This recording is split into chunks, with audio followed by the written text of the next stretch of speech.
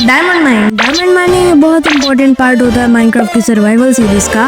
और बहुत सारे लोग इसी पार्ट को करते करते अपनी सर्वाइवल सीरीज को खो बैठते हैं। डायमंड माइनिंग में बहुत सारे खतरे भी होते हैं, लेकिन अगर उन खतरों से तुम बच गए हो, तुमने सक्सेसफुली अपनी माइनिंग को कंप्लीट किया, तो तुम्हें बहुत सारे रिवॉर्ड्स मिलते हैं। और आजकल तो एक नया अपडेट भी आ रखा है जिसमें आर्मर ट्रिम वगैरह लगने लगते हैं, तो उसको मल्टीप्लाई करने के लिए तुम्हें डायमंड्स की ज़रूरत पड़ती है। तो डायमंड्स एक बहुत इंपॉर्टेंट रिसोर्स है इस गेम का, और इसको ढूंढना बहुत ज़्यादा मुश्किल नहीं है। लेकिन अगर तुम्हें कुछ ज़्यादा ट्रिक्स पता होंगी तो ही।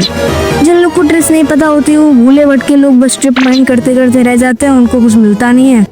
तो आज इस वीडियो में तुमको बताने वाला हूँ ऐसे कुछ 3 मेथड्स जो कि बहुत ज़्यादा एफिशिएंट है और तुम्हें बहुत कम टाइम में बहुत ज़्यादा डायमंड्स ढूंढ के दे सकते हैं। तो without wasting any more time, let's start.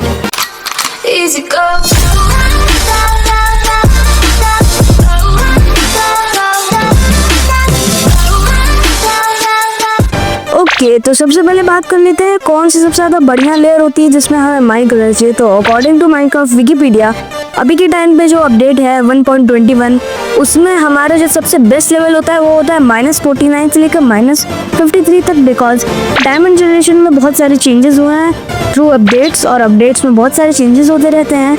इन्हीं चेंजेस का एक पार्ट है जिसमें जो डायमंड जनरेशन है वो वाई लेवल 12 से करके वाई लेवल -49 और 53 के बीच में कर दी गई है।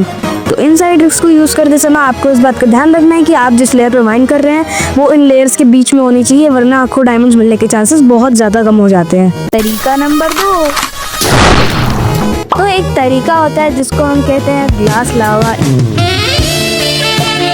इस तरीके में हम लोग अगर हमें कोई केव माइनिंग कर ले, केव माइनिंग जब हम लोग कर रहे होते तो उसमें अगर हमें कोई लावा का पॉन्ड मिलता है तो उसमें अगर हम लोग ग्लास लगाए तो चांसेस होते हैं 95% कि हमें डायमंड्स मिलेंगे, क्योंकि जो डायमंड जनरेशन होता है वो लावा के नीचे बहुत कॉमनली पाया जाता है।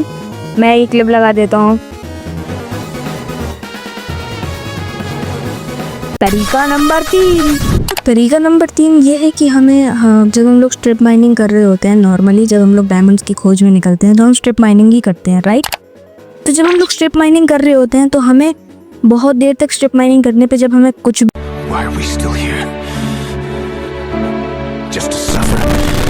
नहीं मिलता है तो एक तरीका अपनाना चाहिए जिसका नाम मुझे नहीं पता, लेकिन बहुत ज़्यादा सही तरीका है।